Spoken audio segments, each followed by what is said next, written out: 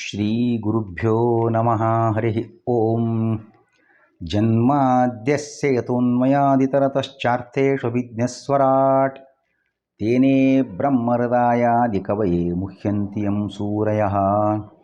ತೇಜೋ ವಾರಿಮೃದಾಂ ಯಥಾ ವಿನಿಮಯೋ ಯತ್ರ ತ್ರಿಸರ್ಗೋ ಮೃಷಾ ಧಾಮ್ನಾ ಸ್ವೇನ ಸದಾ ನಿರಸ್ತಕುಹಕಂ ಸತ್ಯಂ ಪರಂ ಧೀಮಹಿ. ಸ್ವಸ್ತ್ಯಸ್ತು ಸತಾಂ. ಭಾಗವತ ಮೋದ ಪರೀಕ್ಷಾರ್ಥಿಗಳಿಗೆ ಸುಸ್ವಾಗತ.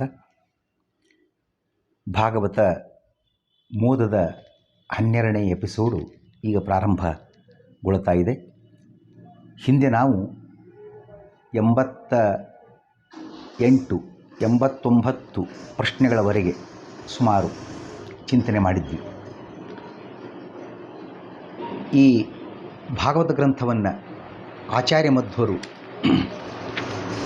ಯಾಕೆ ವೇದವ್ಯಾಸ ರಚನೆ ಮಾಡಿದ್ದಾರೆ ಎಂಬುದರ ವಿವರಣೆಯನ್ನು ಮಹಾಭಾರತ ಗ್ರಂಥದಲ್ಲಿ ವಿಷ್ಣುವಿನ ಮಹಿಮೆ ಸಾಕಷ್ಟು ವರ್ಣನೆ ಆಗಿಲ್ಲ, ಅದಕ್ಕಾಗಿ ವರ್ಣನೆ ಮಾಡಿದ್ದಾರೆ ಅನ್ನುವ ತಪ್ಪು ಕಲ್ಪನೆಯನ್ನು ಪರಿಹಾರ ಮಾಡೋದಕ್ಕೋಸ್ಕರ ಮಹಾಭಾರತ ಗ್ರಂಥವಿದ್ದಾಗ, ಇದು 88ನೇ ಪ್ರಶ್ನೆ ಬಂದಿರತಕ್ಕಂಥ ವಿಷಯ, ಮಹಾಭಾರತ ಗ್ರಂಥವಿದ್ದಾಗ ಭಾಗವತ ಗ್ರಂಥ ರಚನೆ ಏಕೆ? ಅದು 3 ಭಾಷೆಯಿಂದ ಕೂಡಿದೆ. ಯಾವುದು? ಮಹಾಭಾರತ ಗ್ರಂಥ.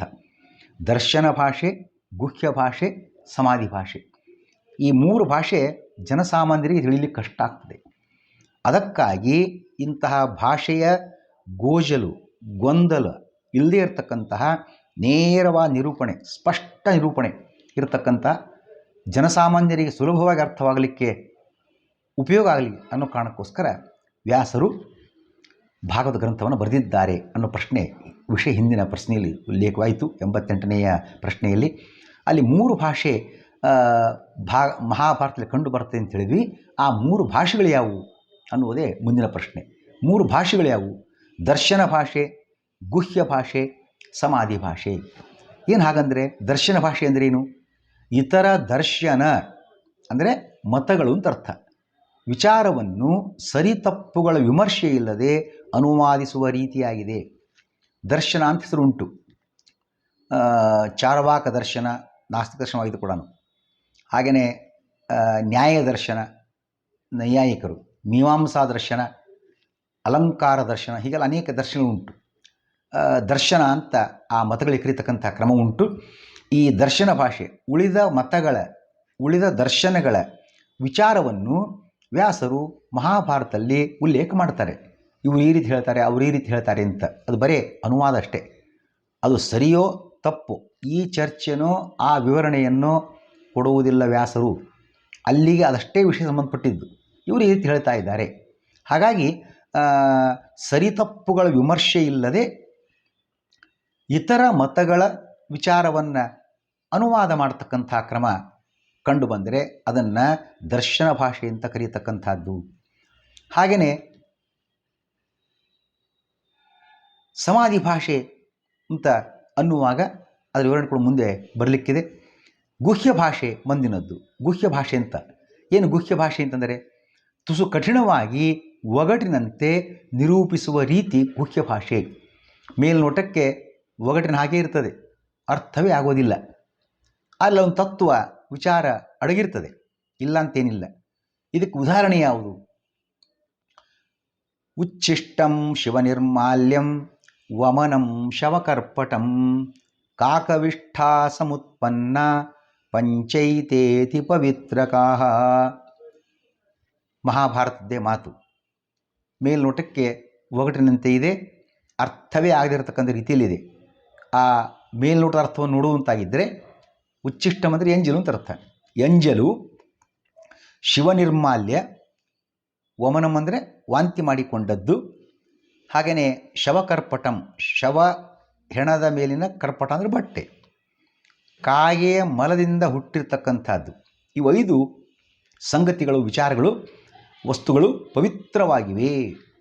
ಮೇಲ್ನೋಟಕ್ಕೆ ಏನಪ್ಪ ಇದು, ಯಾವುದೋ ಹುಚ್ಚಾಸ್ಪತ್ರೆಯಿಂದ ಎಸ್ಕೇಪ್ ಆದವನು ಹೇಳಿದ ಮಾತಿನಂತೆ ಅನಿಸ್ತಾ ಇದೆ. ಇದು ಒಂದೊಂದು ಮೈಲಿಗೆ, ಒಂದೊಂದು ಅಸಹ್ಯ, ಒಂದೊಂದು ಅಶುದ್ಧ ಅದು ಎಂಜಲೆ ಇರಬಹುದು ಅಥವಾ ವಾಂತಿ ಇದ್ದೇ ಇರ್ಬೋದು, ಹೆಣ ಮೇಲಿನ ಬಟ್ಟೆ ಇರ್ಬೋದು.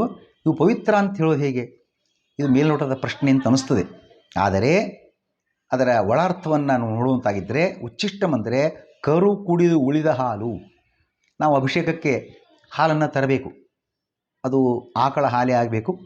ಆ ಆಕಳು ತನ್ನ ಕರುವಿಗೆ ಹಾಲನ್ನು ಕುಡಿಸ್ತದೆ. ಭಗವಂತ ಆಕಳಲ್ಲಿ ಹಾಲನ್ನು ನಿರ್ಮಾಣ ಮಾಡಿದ್ದೇ ಕರುವಿಗೋಸ್ಕರ. ಆ ಹಸುವಿನ ಹಾಲು, ಹಸುವಿನ ಹಾಲು ಕರುವಿಗೋಸ್ಕರ. ಅದು ವಾಸಕ್ಕೆ ನಾವು ಅದನ್ನು ಕರುವನ್ನು ಬದಿಗೆ ಕಟ್ಟಿ ಅದನ್ನು ಬರೀ ಕರುವನ್ನು ಎದುರಿಗೆ ತೋರಿಸಿ ಎಲ್ಲ ಹಾಲು ನಾವೇ ಪಡಿತೀವಿ. ಕರುವಿಗೆ ಕೊಡದೆ ಹಾಲನ್ನು ಹಿಂಡಿ ತರುವುದು ಅಂತಾಗಿದ್ದರೆ ಅಂಥ ಹಾಲು ಅದು ಅಭಿಷೇಕಕ್ಕೆ ಯೋಗ್ಯವಲ್ಲ. ಕರು ಕುಡಿಬೇಕು. ಅದು ತನ್ನ ಬಾಯಿಯ ಎಂಜಲನ್ನು, ನೊರೆಯನ್ನು, ಬುರುಗನ್ನು ಆ ಕೆಚ್ಚಲಿಗೆಲ್ಲ ಬಳಿಬೇಕು. ಅದರಿಂದ ಹಾಲು ಹಿಂಡಬೇಕು. ಕರು ಕುಡಿದು ಉಳಿದು, ಆ ಉಚ್ಚಿಷ್ಟ ಶೇಷ ಅಂತರತ್ತ ಉಳಿದುದು, ಉಂಡು ಉಳಿದುದು. ಕರು ಕುಡಿದು ಉಳಿದ ಆ ಹಾಲನ್ನು ತೊಗೊಂಡು ಬಂದರೆ ಅದು ಅಭಿಷೇಕಕ್ಕೆ ಅತ್ಯಂತ ಪವಿತ್ರವಾಗಿರತಕ್ಕಂತಹ ಹಾಲಾಗಿದೆ. ಎಷ್ಟು ಭಗವಂತನ ಪ್ರಾಣಿದಯೆ ಚಿಂತನೆ ಮಾಡತಕ್ಕಂಥದ್ದು. ತನ್ನ ಅಭಿಷೇಕಕ್ಕೆ ಹಾಲು ಬೇಕಾಗಿದ್ದರೂ ಕೂಡ ಮೊದಲು ಕರು ಕುಡಿಬೇಕು. ಆಕಳಲ್ಲಿ ಕರು ಹಾಲು ನಿರ್ಮಾಣ ಮಾಡಿದ್ದೇ ಕರುವಿಗೋಸ್ಕರ. ನೀವು ಬೇರೆ ಹಾಲು ತಂದು ಕರು ಕುಡಿಸ್ತೀರೇನು? ಇಲ್ಲ. ಆಕಳ ತನ್ನ ಕರುವಿಗೆ ಕೊಡತಕ್ಕಂಥ ಹಾಲು ನೀವು ಪಡ್ಕೋತೀರಿ ಅಂದರೆ ಮತ್ತು ಆ ಕರುವಿನ ಗತಿ ಏನು? ಅದಕ್ಕಾಗಿ ಮೊದಲು ಕರು ಕುಡಿಬೇಕು, ಆಮೇಲೆ ಉಳಿದು ಸ್ವಲ್ಪ ಬೇಕಾದ್ರೆ ಹಾಲು ತೊಗೊಂಬನ್ನಿ ಉಳಿದುದನ್ನು ಅಂತ ಭಗವಂತ ಆ ಪ್ರಾಣಿದಯೆಯನ್ನು ಕೂಡ ಈ ಮೂಲಕ ತೋರಿಸಿಕೊಟ್ಟಿದ್ದಾನೆ. ಮುಂದಿನ ಸಂದರ್ಭ ಶಿವನಿರ್ಮಾಲ್ಯಂ ಅಂದರೆ ಅದು ಗಂಗೆ ಅಂತ ಅರ್ಥ. ಮಹಾದೇವರು ತಮ್ಮ ತಲೆ ಮೇಲೆ ಗಂಗೆ ಧರಿಸಿದ್ದಾರೆ, ಗಂಗಾಧಾರಣೆ ಮಾಡಿದ್ದಾರೆ. ಹಾಗಾಗಿ ಅವರಿಗೆ ಗಂಗಾಧರ ಅಂತ ಹೆಸರು ಕೂಡ ಉಂಟು. ಆ ಗಂಗೆ ಎಲ್ಲ ನದಿಗಳಲ್ಲಿ ಪವಿತ್ರವಾಗಿರತಕ್ಕಂಥದ್ದು, ಹಿರೇಟವಾಗಿರತಕ್ಕಂಥದ್ದು. ಮುಂದಿನದ್ದು ವಮನಂ ತನ್ನುವಾಗ ಮೇಲ್ನೋಟದ ಅರ್ಥ ಆಗಲಿ ಹೇಳಿದಂತೆ ವಾಂತಿ ಮಾಡಿಕೊಂಡದ್ದು ಅಂತ. ಇದು ಜೇನುಹುಳು ಸಂಗ್ರಹಿಸಿದ ಜೇನುತುಪ್ಪ ಅಂತ ಹೆಸರು. ಪಂಚಾಮೃತಕ್ಕೆಲ್ಲ ಅದು ಬೇಕು. ಒಳ್ಳೆಯ ಆರೋಗ್ಯಕರ ಔಷಧೀಯ ಸಂದರ್ಭ ಕೂಡ ಅಂಶ ಕೂಡ ಅದರಲ್ಲಿ ಉಂಟು. ಈ ಜೇನುತುಪ್ಪ ನಿರ್ಮಾಣ ಹೇಗಾಗ್ತದೆ? ಜೇನುಹುಳಗಳು ಹೂವಿನಿಂದ ಹೂವಿಗೆ ಸಂಚಾರ ಮಾಡ್ತಾ ಹೋಗ್ತವೆ. ಈ ಹೂವಿನಿಂದ ಸ್ವಲ್ಪ, ಆ ಹೂವಿನಿಂದ ಸ್ವಲ್ಪ, ಈ ಹೂವಿನಿಂದ ಸ್ವಲ್ಪ ಸಂಗ್ರಹ ಮಾಡ್ತಾ ಮಾಡ್ತಾ ಮಾಡ್ತಾ ಒಂದು ಕಡೆ ತಂದು ಸಂಗ್ರಹ ಮಾಡ್ತದೆ. ಅವು ಸಂಗ್ರಹ ಮಾಡೋದು ಹೇಗೆ? ಸಂಗ್ರಹಕ್ಕೆ ಹೋಗುವಾಗ ಯಾವುದೋ ತಟ್ಟೆಯನ್ನು, ಬಟ್ಟೆಯನ್ನು ಅಥವಾ ಲೋಟವನ್ನು, ಡಬ್ಬಿಯನ್ನು, ಬುಟ್ಟಿಯನ್ನು ತೆಗೆದುಕೊಂಡು ಹೋಗುವುದಿಲ್ಲ, ತರಲಿಕ್ಕೂ ಆಗೋದಿಲ್ಲ. ಬಾಯಿಂದಲೇ ಸಂಗ್ರಹ ಮಾಡತಕ್ಕಂಥದ್ದು. ತಂದ ಮೇಲೆ ಅದನ್ನು ಒಂದು ಕಡೆಗೆ ಉಗುಳುವ, ಸಂಗ್ರಹಿಸುವ ಕಾರ್ಯ ಕೂಡ ನಡೀತದೆ. ಅದೇ ಆ ಜೇನುಹುಳಗಳ ವಮನವೇ ಜೇನುತುಪ್ಪವಾಗಿರತಕ್ಕಂಥದ್ದು.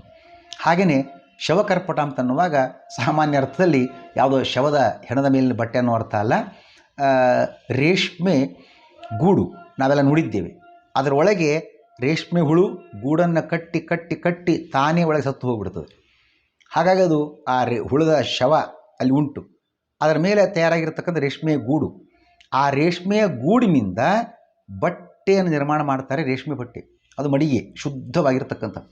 ಹಾಗಾಗಿ ಇಂತಹ ರೇಷ್ಮೆ ಬಟ್ಟೆ ಶುದ್ಧವಾಗಿದೆ, ಶವಕರ್ಪಟಂ. ಕೊನೆಯದಾಗಿ ಕಾಕವಿಷ್ಠ ಸಮುತ್ಪನ್ನ, ಕಾಗೆಯ ಮಲದಿಂದ ಹುಟ್ಟಿರ್ತಕ್ಕಂಥದ್ದು. ಅಂದರೆ ಅಶ್ವತ್ಥ ಹಣ್ಣನ್ನು ತಿಂದಿರತಕ್ಕಂಥ ಕಾಗೆ ಅಕಸ್ಮಾತ್ ಅದರ ಮಲದಲ್ಲಿ ಆ ಅಶ್ವತ್ಥ ಗಿಡದ ಬೀಜವು ಕೂಡ ಸೇರಿಕೊಂಡು ಅದರಿಂದ ಬಿದ್ದು ಅಕಸ್ಮಾತ್ ಒಂದು ಗಿಡ ಹುಟ್ಟಿತು ಅಂದರೆ ಅಂತಹ ಅಶ್ವತ್ಥ ಗಿಡವು ಶ್ರೇಷ್ಠವಾಗಿರತಕ್ಕಂಥದ್ದು. ಹಾಗಾಗಿ ಇದು ಅದರ ಒಳ ಅರ್ಥವನ್ನು ನೋಡ್ತಕ್ಕಂಥದ್ದು. ಇದು ಮೇಲ್ನೋಟಕ್ಕೆ ಬಹುಶಃ ಅರ್ಥ ಆಗೋದೇ ಇಲ್ಲ, ಜನಸಾಮಾನ್ಯರಿಗೆ ಗೊಂದಲ ಆಗಿಬಿಡ್ತದೆ. ಹಾಗಾಗಿ ಗುಹ್ಯ ಭಾಷೆಯಿಂದ ವ್ಯಾಸರು ಕೆಲವು ಕೃತಿಗಳ ರಚನೆ ಮಾಡಿದ್ದಾರೆ. ಹಾಗಾಗಿ ಮಹಾಭಾರತ ಗುಹ್ಯ ಭಾಷೆಯನ್ನು ಕೂಡ ಒಳಗೊಂಡಿದೆ. ಮುಂದಿನ ಪ್ರಶ್ನೆ, ಸಮಾಧಿ ಭಾಷೆ ಎಂದರೇನು? ಹಾಗಾದರೆ ಮೂರನೇದು ಮತ್ತು ಕೊನೆಯದಾಗಿರ್ತಕ್ಕಂಥದ್ದು ಸಮಾಧಿ ಭಾಷೆ ಎಂದರೆ ಸ್ಪಷ್ಟ ಶಬ್ದಗಳಿಂದ ನೇರ ನಿರೂಪಣೆ ಸಮಾಧಿ ಭಾಷೆ. ಉದಾಹರಣೆ ನೋಡುವಂತಾಗಿದ್ದರೆ, ನಾಸ್ತಿ ನಾರಾಯಣ ಸಮಂ ನ ಭೂತಂ ನ ಭವಿಷ್ಯತಿ. ನಾರಾಯಣನಿಗೆ ಸಮವಾಗಿರ್ತಕ್ಕಂಥದ್ದು ಹಿಂದೆ ಇದ್ದಿಲ್ಲ, ಮುಂದೆ ಇರುವುದಿಲ್ಲ.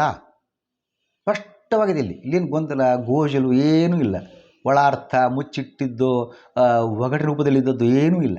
ಇಂತಹ ನೇರ ನಿರೂಪಣೆ ಸಮಾಧಿ ಭಾಷೆ. ಮಹಾಭಾರತದಲ್ಲಿ ಆಗಲೇ ಗಮನಿಸಿದಂತೆ ದರ್ಶನ ಭಾಷೆ, ಗುಹ್ಯ ಭಾಷೆ ಮತ್ತು ಸಮಾಧಿ ಭಾಷೆ, ಮೂರು ಭಾಷೆಗಳ ಕೂಡಿರತಕ್ಕಂತಹ ವಿವರಣೆ ಅಲ್ಲಿ ಕಂಡು ಬರ್ತಾ ಇದೆ. ಅದಕ್ಕಾಗಿ ನಾರದರು ವೇದವ್ಯಾಸರಿಗೆ ವಿನಂತಿ ಮಾಡಿಕೊಂಡ್ರು. ಏನು ವಿನಂತಿ ಮಾಡಿಕೊಂಡ್ರು? ನಾರದರು ವೇದವ್ಯಾಸರಿಗೆ ಏನೆಂದು ವಿನಂತಿಸಿದರು? ಭಗವಂತ ಹಾಗೂ ಭಾಗವತ ಧರ್ಮಗಳನ್ನು ಸಮಾಧಿ ಭಾಷೆಯಿಂದ ನಿರೂಪಿಸುವ ಗ್ರಂಥ ರಚಿಸಿರಿ. ಭಗವಂತನ ಬಗ್ಗೆಯೂ ಬೇಕು ನಮಗೆ, ಭಾಗವತ ಧರ್ಮದ ಬಗ್ಗೆಯೂ ವಿವರಣೆ ಬೇಕು ನಮಗೆ. ಇದನ್ನು ನೇರವಾಗಿ ಆಗಲಿ ಹೇಳ್ತಾನೆ, ಸಮಾಧಿ ಭಾಷೆಯಿಂದ ನೇರವಾಗಿ ಸ್ಪಷ್ಟ ನಿರೂಪಣೆ ಒಳಗೊಂಡಿರತಕ್ಕಂತಹ ಗ್ರಂಥ ರಚನೆಯನ್ನು ತಾವು ಮಾಡಬೇಕು ಅಂತ ವಿನಂತಿ ಮಾಡಿಕೊಂಡಿದ್ದಾರೆ ವೇದವ್ಯಾಸರ ಬಳಿಯಲ್ಲಿ. ನಾರದರು ವಿನಂತಿ ಮಾಡಿದರು ಅಂತ, ಸಮಾಧಿ ಭಾಷೆಯಿಂದ ಗ್ರಂಥ ಬರೀರಿ ಅಂತ ಹೇಳಿದರು ಅಂತ ವಿಷಯ ಪ್ರಸ್ತಾಪ ಆಯಿತು. ಇದಕ್ಕೆ ಆಧಾರ ಏನು ಅಂತ ನೋಡುವಂತಾಗಿದ್ದರೆ ಮೂಲ ಭಾಗವತದಲ್ಲಿ ಉಂಟು. ಸಮಾಧಿನಾನುಸ್ಮರ ಯದ್ವಿಚೇಷ್ಟಿತಂ, ಸಮಾಧಿನ ಅನುಸ್ಮರ ಯದ್ವಿಚೇಷ್ಟಿತಂ.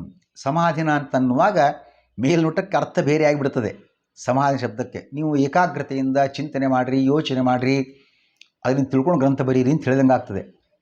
ಸರ್ವಜ್ಞನ ವೇದವ್ಯಾಸರಿಗೆ ಚಿಂತನೆ ಮಾಡೋದು, ಯೋಚನೆ ಮಾಡೋದು, ನೆನಪಿಸಿಕೊಳ್ಳೋದು ಯಾವುದೂ ಅವಶ್ಯಕತೆ ಇಲ್ಲ. ನಮ್ಮ ದಡ್ಡರಿಗೆ, ಮರಗುಳಿಗಳಿಗೆ ಅದೆಲ್ಲ ಬೇಕು.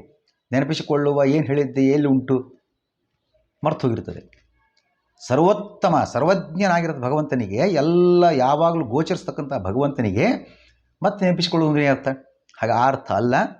ಮಧ್ವರು ತಾತ್ಪರ್ಯ ಬರೀತಾರೆ, ಸಮಾಧಿನ ಶಬ್ದಕ್ಕೆ ಸಮಾಧಿ ಭಾಷೆಯಿಂದ ಅಂತ ಅರ್ಥ.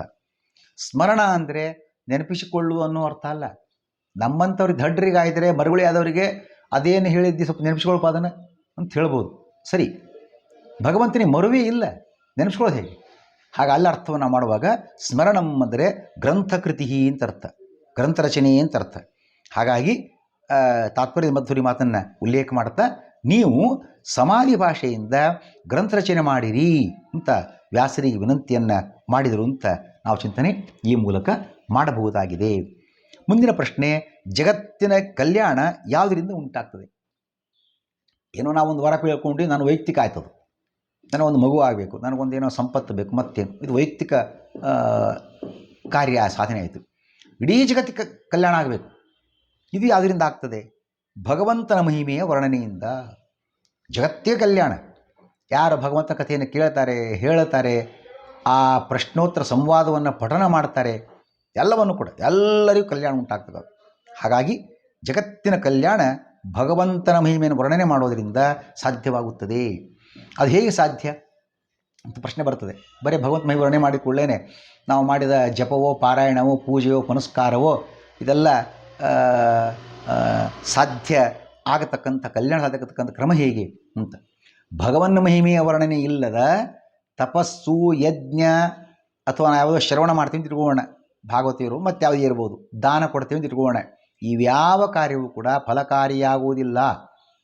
ಅಂದರೆ ನಾವು ಯಾವುದೇ ಕಾರ್ಯವನ್ನು ಮಾಡುವಾಗ ಶ್ರೀ ವಿಷ್ಣು ಪ್ರೇರಣೆ, ಶ್ರೀ ವಿಷ್ಣು ಪ್ರೀತ್ಯರ್ಥಂ ಇದಂ ದಾನಂ ಕರಿಷ್ಯೆ ಹಿಂಗೆ, ಅಥವಾ ಶ್ರವಣಂ ಕರಿಷ್ಯೆ, ಪಾರಾಯಣಂ ಕರಿಷ್ಯೆ, ತಪಃ ಕರಿಷ್ಯೆ, ಯಜ್ಞಂ ಕರಿಷ್ಯೆ, ಹೀಗೆಲ್ಲ ಭಗವಂತನ ಪ್ರೇರಣೆ, ಅನುಗ್ರಹ ಇಲ್ಲದೆ ಯಾವ ಕಾರ್ಯವೂ ಕೂಡ ಸಂಪನ್ನವಾಗುವುದಿಲ್ಲ, ಫಲಕಾರಿಯೂ ಆಗುವುದಿಲ್ಲ. ಅದು ಮುಕ್ತಾಯವಾದ ಮೇಲೆ ಶ್ರೀಕೃಷ್ಣಾರ್ಪಣಮಸ್ತು ಅಂತ ಅರ್ಪಣೆ ಮಾಡಬೇಕು. ಅದು ಯಜ್ಞನೇ ಇರಲಿ, ಜಪನೇ ಇರಲಿ, ಪೂಜೆ ಇರಲಿ, ಪಾರಾಯಣ ಇರಲಿ, ಏನೇ ಇರಲಿ, ಅದನ್ನು ಮಾಡಲಿಲ್ಲ ಅಂದರೆ ದಾನಾದಿಗಳನ್ನು ಮಾಡಿದ್ದು ಕೂಡ ವ್ಯರ್ಥವಾಗಿ ಬಿಡ್ತದೆ, ಕೃಷ್ಣಾರ್ಪಣಮಸ್ತು ಅಂತ ಹೇಳದೆ ಹೋದರೆ. ಆ ಕಾರಣಕ್ಕಾಗಿ ಭಗವಂತನಿಗೆ ಯಾವುದೆಲ್ಲ ಕಾರ್ಯಗಳ ಫಲ ಅರ್ಪಣೆ ಮಾಡದೆ ಹೋದರೆ ಫಲಕಾರಿ ಆಗುವುದಿಲ್ಲ. ಅವನ ಸ್ಮರಣೆ ಇಲ್ಲದೆ, ಅವನ ಮಹಿಮೆ ಇಲ್ಲದೆ ಕಾರ್ಯ ಮಾಡಿದಾಗ, ಅದಕ್ಕಾಗಿ ಆದೌ ಅಂತ್ಯೇಚ ಮಧ್ಯೇಚ ವಿಷ್ಣು ಸರ್ವತ್ರ ಗೀಯತೆ. ಎಲ್ಲ ಕಾರ್ಯಗಳ ಪ್ರಾರಂಭದಲ್ಲಿ, ಮಧ್ಯದಲ್ಲಿ, ಕೊನೆಯಲ್ಲಿ ಭಗವಂತನನ್ನು ಮತ್ತೆ ಮತ್ತೆ ನಾವು ಸ್ತೋತ್ರ ಮಾಡಬೇಕು ಅಂತ ಸೂಚನೆ ಕೊಡಲಾಗಿದೆ. ಆದ್ದರಿಂದ ಭಗವಂತನ ಮಹಿಮೆ ಇಲ್ಲದೆ ಯಾವ ಕಾರ್ಯವೂ ಫಲಕಾರಿ ಆಗೋದಿಲ್ಲ. ಏನೇ ಕಾರ್ಯ ಮಾಡಿದ್ರೂ ಅದು ಭಗವಂತನ ವರ್ಣನೆ ಇದ್ದೇ ಇದೆ, ಒಂದಲ್ಲ ಒಂದು ರೂಪದಿಂದ. ಹಾಗಾಗಿ ಭಗವಂತನ ಮಹಿಮೆ ವರ್ಣನೆ ಮಾಡೋದರಿಂದ ಎಲ್ಲರಿಗೂ ಕ್ಷೇಮ ಉಂಟಾಗುತ್ತದೆ. ಮುಂದಿನ ಪ್ರಶ್ನೆಗೆ ಹೋಗುವುದಂತಾಗಿದ್ದರೆ, ನಾರದರಿಗೆ ಯಾಕೆ ಶೂದ್ರ ಜನ್ಮ ಬಂದಿತು? ನಾರದರಂಥವರಿಗೂ ಅವರ ವಿಷಯ ಸಪ್ತಮಸ್ಕಂದ ಕೊನೆಗೆ ಪ್ರಸ್ತಾಪ ಆಗಿದೆ. ನಾರದರಿಗೆ ಮೊದಲವರು ಉಪಬರ್ಹಣ ಅನ್ನುವ ಗಂಧರ್ವ ಆಗಿದ್ದರು. ಶೂದ್ರ ಜನ್ಮ ಬಂದಿತ್ತವರಿಗೆ. ಯಾಕೆ ಬಂದಿತು? ಬ್ರಹ್ಮನ ಶಾಪದಿಂದ. ಸಣ್ಣ ತಪ್ಪಾಗಿಬಿಡ್ತು. ಉಪಬರ್ಹಣ ಅನ್ನುವ ಗಂಧರ್ವ ಆಗಿರುವಾಗ ಒಂದು ಸಲ ಯಾವುದೋ ಸಭೆ ನಡೀತಾ ಇರ್ತದೆ. ಬ್ರಹ್ಮದೇವರು ಕರೀತಾರೆ, ಏಯ್ ಬಾರೋ ಬರಗಣ, ಒಂದು ಪ್ರೇಯರ್ ಸಾಂಗ್ ಹೇಳಪ್ಪ. ಅವನು ಸ್ವಲ್ಪ ಹುಡುಗಿಯರ ಜೊತೆ ತಿರುಗಾಡ್ತಾ ಇದ್ದ. ಅವರನ್ನು ಕರ್ಕೊಂಡು ಬಂದ ಸ್ಟೇಜಿಗೆ. ಸಿಟ್ಟು ಬಂತು ಬ್ರಹ್ಮದೇವರಿಗೆ, ಶಾಪವನ್ನು ಕೊಟ್ಬಿಟ್ಟು ಶೂದ್ರನಾಗಿ ಹುಟ್ಟು ಅಂತ. ಹೀಗಾಗಿ ಶೂದ್ರ ಜನ್ಮ ನಾರದರಿಗೆ ಬಂದಿರತಕ್ಕಂಥದ್ದು. ಮುಂದಿನ ಪ್ರಶ್ನೆ, ಆ ಶೂದ್ರ ಜನ್ಮವು ಯಾವುದರಿಂದ ಪರಿಹಾರವಾಯಿತು? ಬಂದಿತು, ಅದನ್ನು ಕಳ್ಕೊಂಡ್ರು ನಾರದರು. ಯಾವುದರಿಂದ ಅಂತ ನಮ್ಮ ಹೀನ ಜನ್ಮ ಅಕಸ್ಮಾತ್ ಬಂತು ಅಂದರೆ ಯಾವ ರೀತಿ ಪರಿಹಾರ ಮಾಡ್ಕೊಳ್ಳೋಕೆ ಅವಕಾಶ ಇದೆ ಅನ್ನೋ ಸೂಚನೆ ಇದಿರದು. ಆ ಹೀನ ಜನ್ಮವನ್ನು ಕಳೆದುಕೊಂಡು ಉತ್ತಮ ಜನ್ಮಕ್ಕೆ ಸಾಗತಕ್ಕಂಥದ್ರ ಮಾರ್ಗೋಪಾಯ ಏನು ಅನ್ನೋ ಮಾರ್ಗದರ್ಶನ ಈ ಪ್ರಶ್ನೆಯಲ್ಲಿದೆ. ಆ ಶೂದ್ರ ಜನ್ಮವು ಯಾವುದರಿಂದ ಪರಿಹಾರವಾಯಿತು? ಸಜ್ಜನರ ಸಂಘದಿಂದ ದೊರೆತ ಹರಿಧ್ಯಾನದ ಸಾಧನೆಯಿಂದ. ಒಂದು ಚಾತುರ್ಮಾಸ್ಯದ ಸಂದರ್ಭ, ಜ್ಞಾನಿಗಳೆಲ್ಲ ನಿತ್ಯ ಪಾಠ ಪ್ರವಚನ ಮಾಡ್ತಾಯಿದ್ರು. ಈ ಬಾಲಕ ಶೂದ್ರನಾಗಿರ್ತಕ್ಕಂಥವನೇ, ಒಬ್ಬ ದಾಸಿ ಪುತ್ರ, ಮನೆಯ ಕಸ ಮುಸುರೆ ಮಾಡತಕ್ಕಂತಹ ಹೆಣ್ಣು ಮಗನಾಗಿ ಹುಟ್ಟಿದ್ದ. ಅವನು ಬಂದು ನಿತ್ಯ ಪಾಠ ಪ್ರವಚನ ಕೇಳ್ತಾ ಇದ್ದ ಆ ಜ್ಞಾನಿಗಳದ್ದು. ಅವ್ರಿಗೂ ಆಶ್ಚರ್ಯ. ದೊಡ್ಡ ದೊಡ್ಡವರು ಸಹಿತ ಸ್ವಲ್ಪ ಹೊತ್ತು ಕೇಳಿ ಮಧ್ಯೆಯಲ್ಲಿಯೋ ಅಥವಾ ತಡ ಮಾಡಿ ಬಂದು ಕುಳಿತುಕೊಂಡು ಹೋಗ್ತಕ್ಕಂಥವ್ರು ತುಂಬ ಜನ ಇರ್ತಾರೆ. ಈ ಬಾಲಕ ಹಾಗಲ್ಲ, ಮೊದಲಿನಿಂದ ಕೊನೆಯವರೆಗೆ, ಅದು ಪ್ರತಿ ದಿವಸ ತಪ್ಪದೇ ಬರ್ತಾ ಇದ್ದಾನಲ್ಲ ಅಂತ ಅವರಿಗೂ ಕೂಡ ಆಶ್ಚರ್ಯ ಉಂಟಾಗ್ತದೆ. ಕೊನೆಗೆ ಚಾತುರ್ಮಾಸ್ಯ ಮುಕ್ತಾಯದ ಹಂತದಲ್ಲಿ ಎಲ್ಲರೂ ತಮ್ಮದೊಂದು ಉಪದೇಶ ಕೊಡಿ ಅಂತ ಕೇಳ್ತಾರೆ ಆ ಜ್ಞಾನಿಗಳನ್ನು. ಈ ಬಾಲಕನು ಕೂಡ ಕೇಳಿಕೊಂಡ. ಇವ್ರಿಗೂ ಒಂದು ಉಪದೇಶವನ್ನು ಅವರು ಕೊಟ್ಟರು. ಅದನ್ನೇ ಧ್ಯಾನ ಮಾಡಿದ. ಭಗವಂತನ ಒಂದು ಸ್ವಪ್ನದಲ್ಲಿ ದರ್ಶನ ಅವನಿಗೆ ಉಂಟಾಯಿತು. ಆ ಬಾಲಕನಿಗೆ, ನಿಂಗೆ ಈ ಜನ್ಮಕ್ಕೆ ಇಷ್ಟೇ, ಇದನ್ನು ಸಾಧನೆ ಮಾಡ್ಕೊ, ಮುಂದೆ ಬರೆಸು, ನಿನಗೆ ಒಳ್ಳೆಯ ಅನುಗ್ರಹ ಆಗ್ತದೆ. ಅದೇ ಸಾಧನೆಯನ್ನು ಮಾಡಿ ಮತ್ತೆ ಅವರು ಬ್ರಹ್ಮದೇವರಿಂದ ನಾರದರಾಗಿ ಹುಟ್ಟಿದ್ದಾರೆ. ಹಾಗಾಗಿ ಚಾತುರ್ಮಾಸದಲ್ಲಿ ಸಜ್ಜನ ಸಂಘ, ಆ ಜ್ಞಾನಿಗಳ, ತಿಳಿದವರ, ಬಲ್ಲವರ, ಸಜ್ಜನರು, ಸಾಧುಗಳು ಏನಿದ್ದಾರೆ ಅವರ ಸಂಪರ್ಕ ಉಂಟಾಗಿದ್ದರಿಂದ ಈ ಭಗವಂತನ ಜ್ಞಾನ ಪ್ರಾಪ್ತಿ, ಧ್ಯಾನವನ್ನು ಕೂಡ ಮಾಡಿದರು. ಆ ಕಾರಣದಿಂದ ಅವರಿಗೆ ಆ ಶೂದ್ರ ಜನ್ಮ ಪರಿಹಾರವಾಗಿದೆ ಅನ್ನೋದನ್ನು ಕೂಡ ಚಿಂತನೆ ಮಾಡಬಹುದಾಗಿದೆ. ಪಾಠವನ್ನು ಇಲ್ಲಿಗೆ ಮುಕ್ತಾಯ ಮಾಡಬಹುದು ಅನಿಸ್ತದೆ. ಶ್ರೀಕೃಷ್ಣ ಅರ್ಪಣಮಸ್ತು.